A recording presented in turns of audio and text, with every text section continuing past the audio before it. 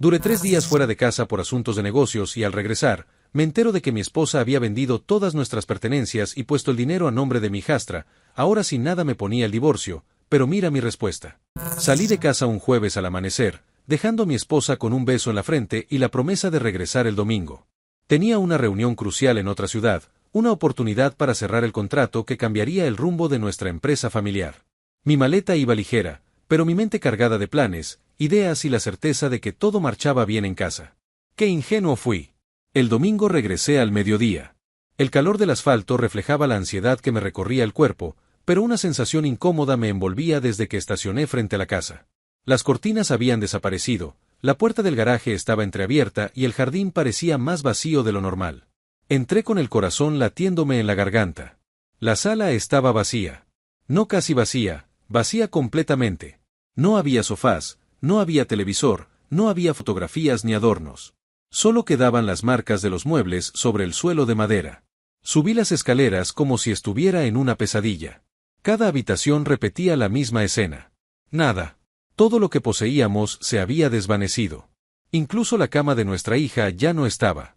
En la cocina encontré la única prueba de que mi esposa había estado allí, una hoja sobre la mesa, escrita con su caligrafía precisa. No pienses que esto es una venganza. Es solo lo que mereces.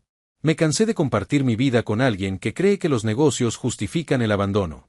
Todo lo he puesto a nombre de Valeria. Y sí, ya firmé los papeles. Atentamente, Lucía. No podía respirar. Valeria, mi hijastra de 19 años, había sido siempre distante conmigo, pero jamás imaginé que Lucía la utilizaría como intermediaria de su traición. Fui al banco. El mismo banco donde tenía nuestras cuentas conjuntas, la hipoteca, las inversiones. Todo había sido vaciado. Las firmas estaban. Las autorizaciones, selladas. Y el nombre de Valeria, ahora dueña de cada peso que construí con años de trabajo. Mis manos temblaban, no por la pérdida económica, sino por la traición.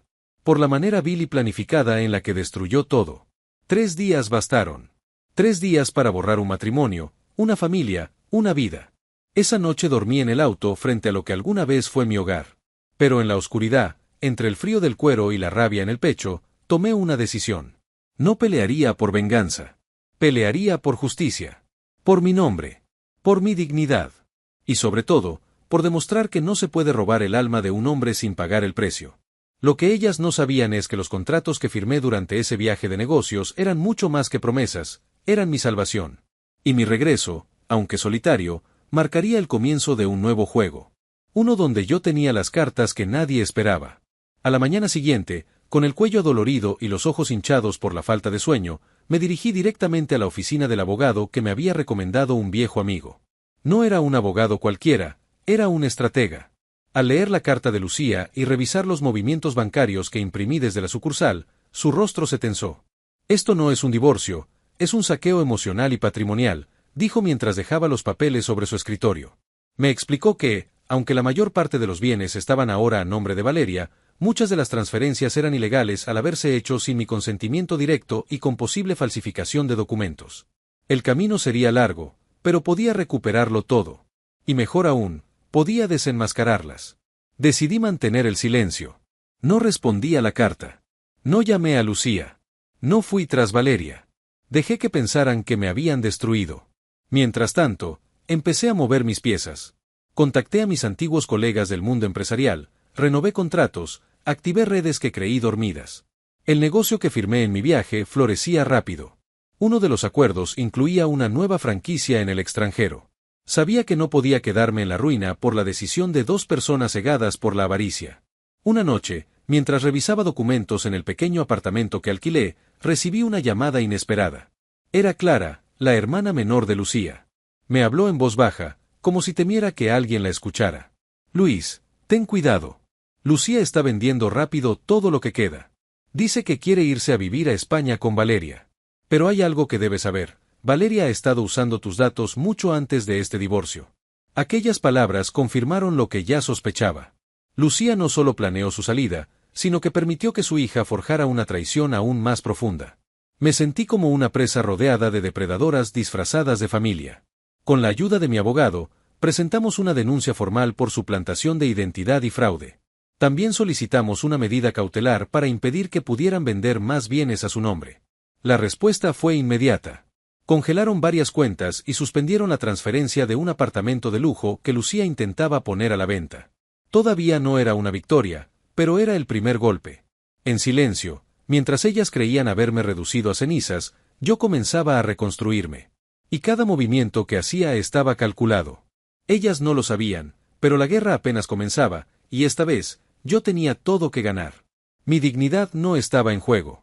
Ya la había recuperado. Ahora lo que quería era justicia.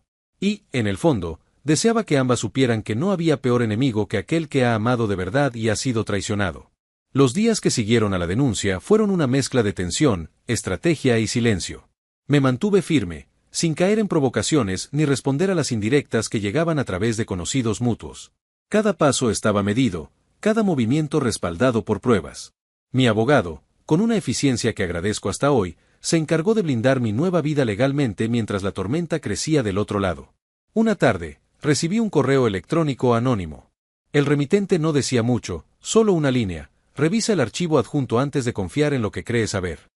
Lo abrí con desconfianza, esperando algún intento de manipulación o amenaza, pero lo que encontré fue una serie de capturas de pantalla, conversaciones entre Lucía y Valeria, planes detallados de cómo sacar provecho del divorcio, cómo mover los bienes y cómo manipular mi historial financiero. Pero lo más perturbador no era el plan en sí, sino el tono en que lo hablaban. No había ni una pizca de duda, de culpa. Reían, hacían chistes, se burlaban de mi ingenuidad. Luis es tan fácil de manejar, solo hay que hacerle creer que aún me ama, escribió Lucía en uno de los mensajes. Sentí como si el estómago se me retorciera. No era solo una traición económica, era emocional. Todo lo vivido, todo lo compartido, había sido pisoteado con burla. Esa noche no dormí. Pensé en marcharme del país, empezar de nuevo en otra tierra.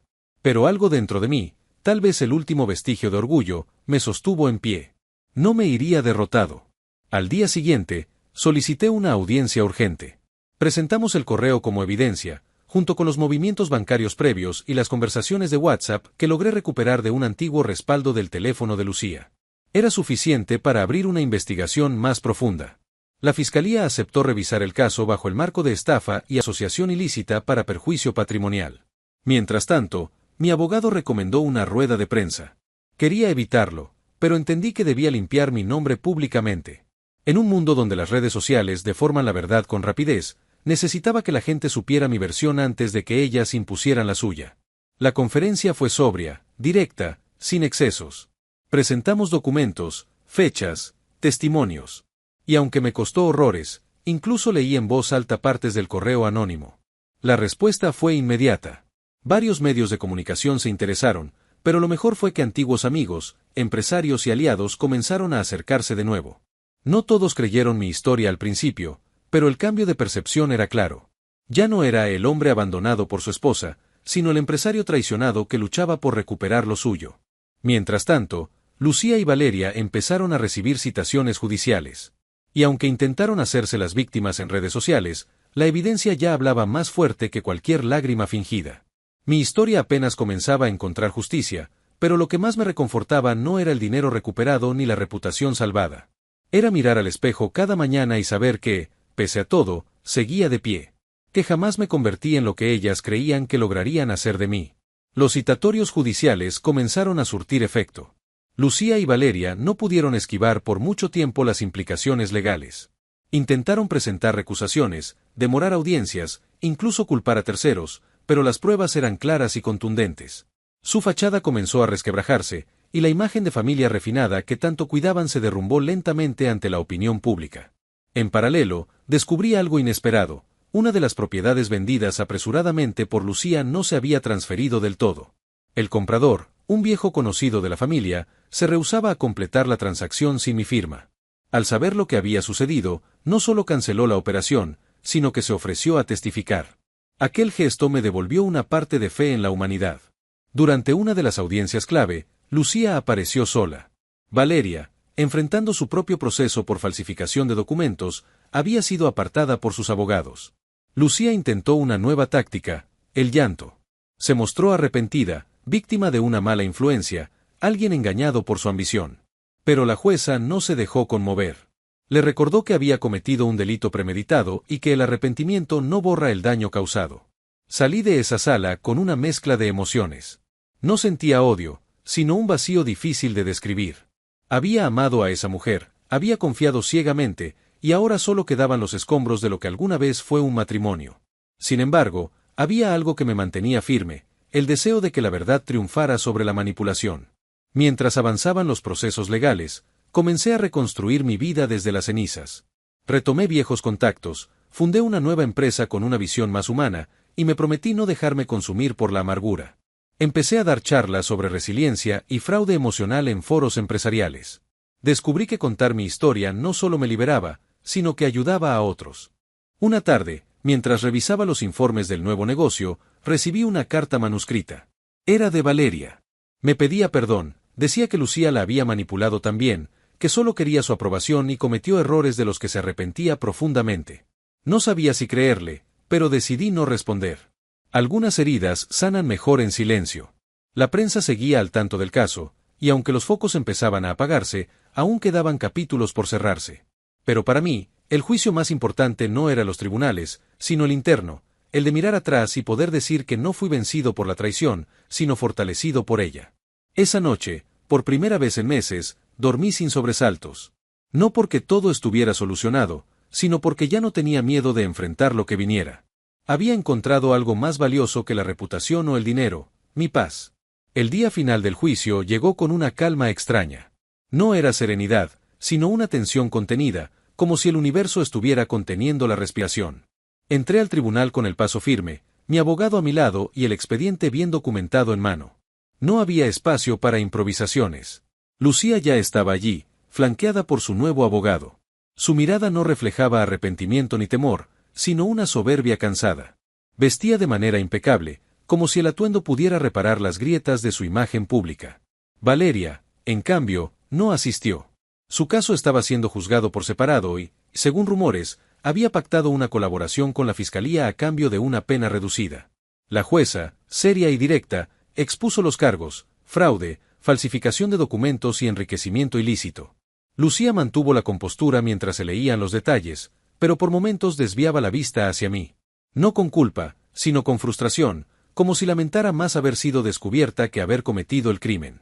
Al final de la sesión, la sentencia fue clara: devolución de bienes adquiridos con el dinero obtenido mediante fraude, prohibición de salir del país hasta cumplir con las sanciones civiles y penales, y una orden de alejamiento hacia mí por un periodo de 5 años. La jueza no fue condescendiente, dejó claro que la manipulación emocional y económica también son formas de violencia que la ley debe castigar. Afuera, los medios esperaban. No di declaraciones. No quería espectáculo.